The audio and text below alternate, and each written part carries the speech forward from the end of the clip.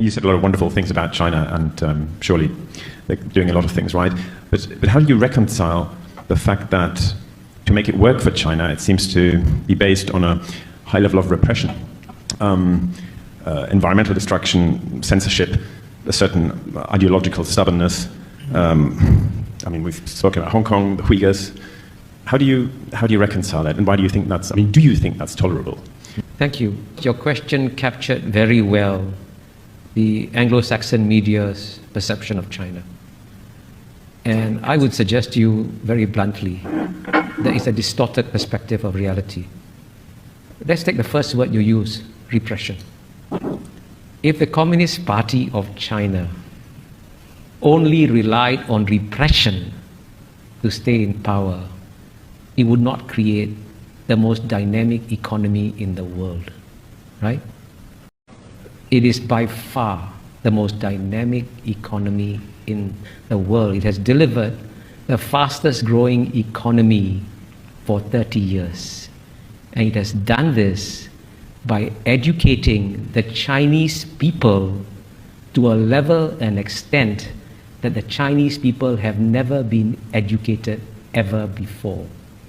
And you say it's repression. You obviously are taking the old Cold War mindset. In the year 2019, 139 million Chinese left China freely. Guess what? Zero defectors. 139 million Chinese, right? That's twice the population of the UK. Went back to China.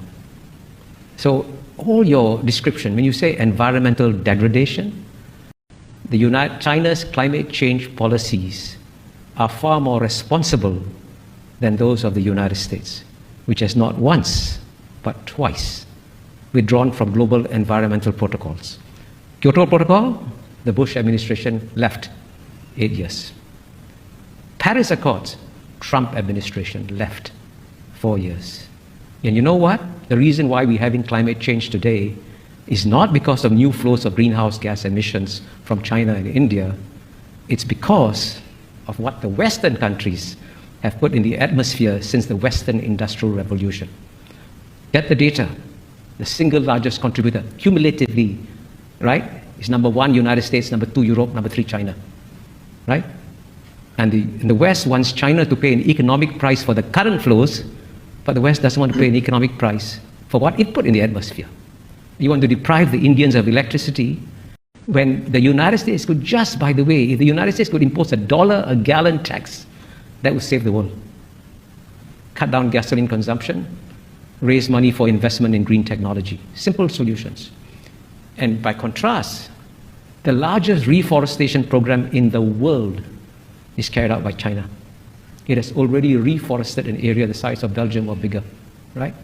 So all your descriptions capture the natural distortions of China that you get in the Anglo-Saxon media, which violate the rules of the Enlightenment, which say that you must be rational, calm, and objective, especially in understanding your adversary.